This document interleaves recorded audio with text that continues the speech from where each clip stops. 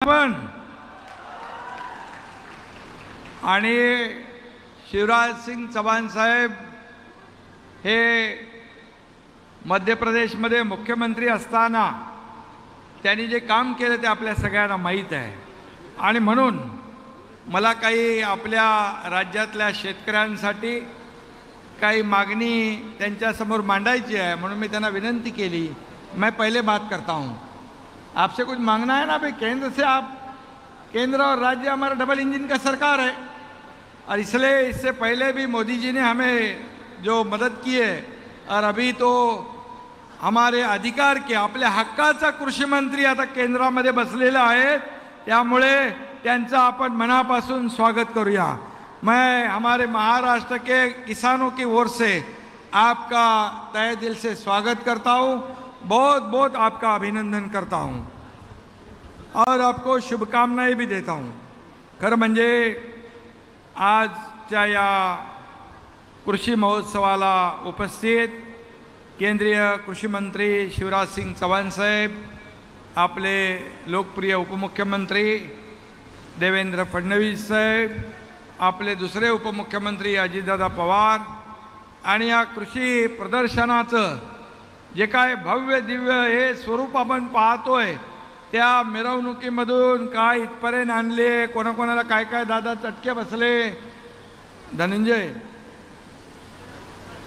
तुम्ही जे काय आज इथं कृषी प्रदर्शन भरवलं, मला वाटतं आतापर्यंतच्या इतिहासामध्ये असं कृषी प्रदर्शन कधीच भरलेलं नाही। आणि म्हणून मी आपलेही स्वागत करतो। खरं म्हणजे आपण ज्या छत्रपती शिवाजी महाराजांचा आदर्श डोळ्यासमोर ठेवून राज्यकारभार करतोय, त्या छत्रपती शिवाजी महाराजांच्या नावाने आपण घोषणा देऊया। छत्रपती शिवाजी महाराज की जय भवानी, भारत माता की जय, जवान जय जवान। आणि आजच्या या कार्यक्रमाला पंकजाताई देखील आहेत आणि इतर सर्व मान्यवर, पाशा पटेल, विक्रम काळे, पंकजाताई, पाशा पटेल आपले आहेत बांबूवाले, आणि प्रकाश सोळंकी, नमिताताई मुंदडा, बाळासाहेब आजबे, सुरेश धस, आर.टी. देशमुख, वाल्मिकांना कराड, नितीन कुलकर्णी, रवींद्र बिनवडे, दिलीप गावडे, सर्व व्यासपीठावरील सर्व सन्माननीय मान्यवर आणि उपस्थित बऱ्याच वेळापासून या ठिकाणी थांबलेले आपले सर्व शेतकरी बांधव, भगिनी आणि पत्रकार मित्रांनो, खरं म्हणजे आज या कृषी महोत्सवाला खास करून आवर्जून केंद्रीय कृषी मंत्री शिवराज सिंग चौहान साहेब आले आणि आपण त्यांचं स्वागत मोठ्या दिमाखात जल्लोषात केलेलं आहे। शिवराज जी, कल ही मैं आपका एक भाषण सुना था, आपने कहा था माननीय प्रधानमंत्री नरेंद्र मोदी जी के नेतृत्व में विकसित भारत का निर्माण हो रहा है, और कृषि विभाग कृषि भारतीय अर्थव्यवस्था की रीढ़ है, बैकबोन है, और किसान उसकी आत्मा है। और इसलिए मैं आपको धन्यवाद देता हूं कि इतनी बड़ी बात आपने कही है।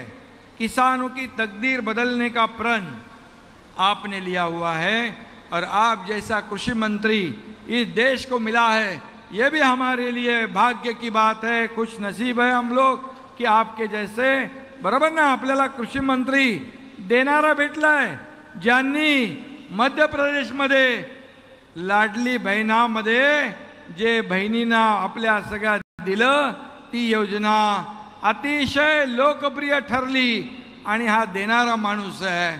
आणि म्हणून त्यांचं आपण सगळ्यांनी जोरदार टाळ्या वाजवून स्वागत करा। खरं म्हणजे राज्याच्या कृषी मंत्र्यांच्या जिल्ह्यात हा 5 दिवसांचा राज्यस्तरीय कृषी महोत्सव आहे, आणि कृषी मंत्री धनंजय मुंडे आणि त्यांच्या टीमचं अभिनंदन आपल्याला केलं पाहिजे, कारण या ठिकाणी अशा प्रकारचा महोत्सव भरवला आणि त्यासाठी माझे सहकारी धनंजय मुंडे यांचं मनापासून मी स्वागत करतो, त्यांचं मनापासून अभिनंदन करतो। आणि त्याचबरोबर इथं आल्यावर आदरणीय मुंडे साहेबांची आठवण आल्याशिवाय राहत नाही। खरं म्हणजे त्यांनी देखील आपल्या या राज्यासाठी देशासाठी जे काय काम केलं, पंकजाताई ते पुढं नेत आहेत। पंकजाताईंचं पण मी मनापासून अभिनंदन करतो, मनापासून त्यांना शुभेच्छा देतो।